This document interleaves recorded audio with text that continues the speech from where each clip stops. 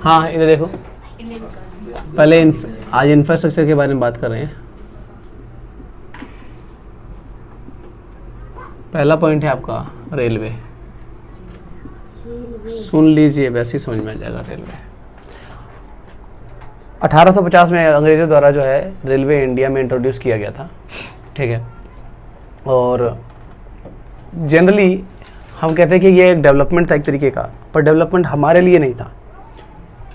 Britishers इसको लेकर के आए थे अपने पर्पस के लिए। उनका पर्पस ये था कि उनका जो प्रोडक्ट है वाइड रेंज ऑफ मार्केट उनको कवर कर सके। इंडिया के हर कोने कोने तक अपने जो है फाइनल प्रोडक्ट जो है बने हुए प्रोडक्ट जो इंपोर्ट करते थे, वो प्रोडक्ट लाते थे बाहर से, उसको हर जगह पूरी इंडिया में हर कोने कोने तक बेच सके, ठीक है। इसके लिए जो है उन्होंने वो बिछाया था। समझ में आई बात? तो रेल नेटवर्क जो होता था, ठीक है, वो अपने बेनिफिट के लिए लाया था इन्होंने, ठीक है, हमारे बेनिफिट के लिए नहीं लाया था। हालांकि जो है एक चीज़ हो गई थी कि पीपल्स जो है वो एक जगह से दूसरी जगह काम करने के लिए जाने लग गए थे, ठीक है। वर्कलोड जो एक ही किसी के पास जॉब नहीं है तो वो कहीं दूसरी जगह जा सकता था रेलवे के थ्रू, ठीक है। एक राज्य से दूसरे राज्य में जाने वाले लोग जैसे अभी भी जाते हैं। अगला है पोर्ट्स। पोर्ट्स के क्या हालात थे?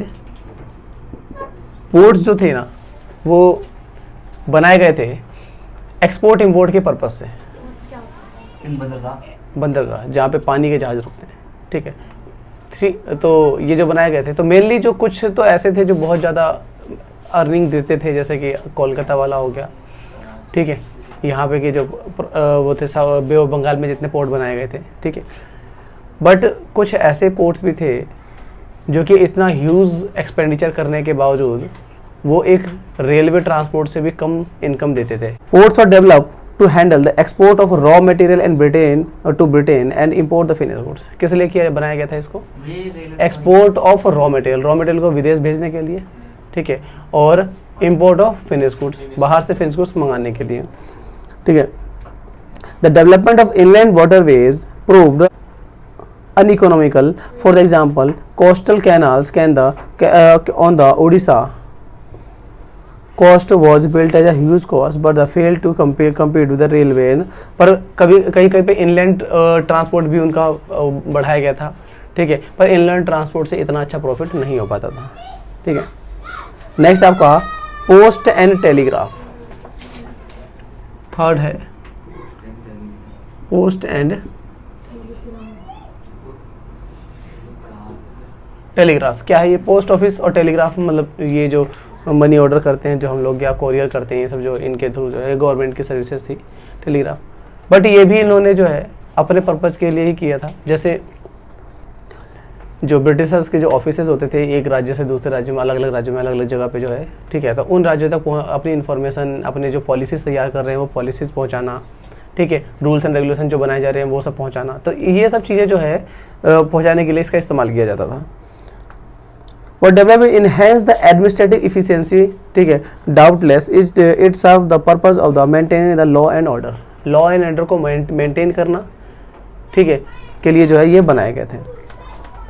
नेक्स्ट पॉइंट हमारा फोर्थ पॉइंट है जो कि रोड्स, ठीक है, जो कि सबसे ज़्यादा इंपॉर्टेंट है।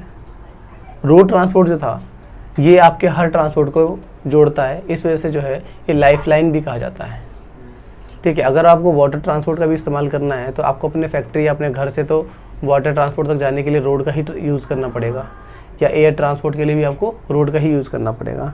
Road were develop to facilitate the transport of raw material from different part of the country to the ports, ठीक है।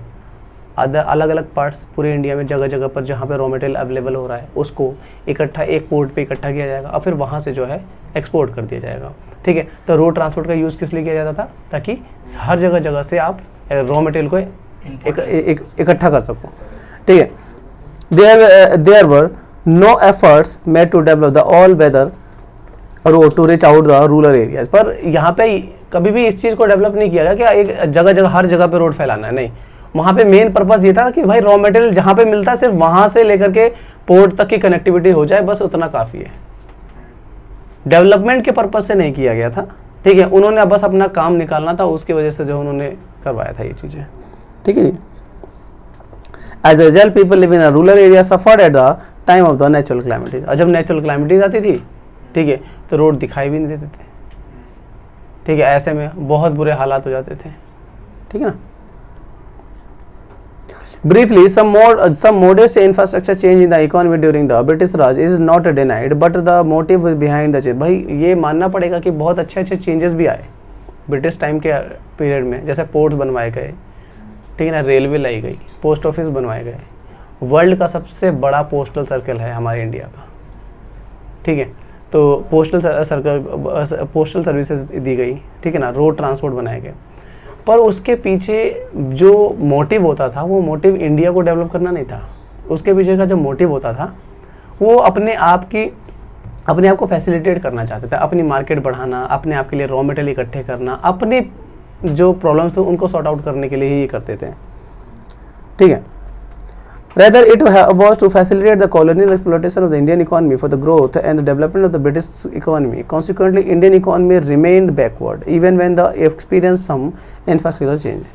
यहाँ तक कि इतने अच्छे इंफ्रास्ट्रक्चरल चेंज होने के बावजूद इंडियन इकोनॉमी जो है बैकवर्ड ही रही हमेशा, क्योंकि उसके पीछे का जो पर्पस था वो पर्पस इंडिया को डेवलप करने का नहीं था, ठीक है।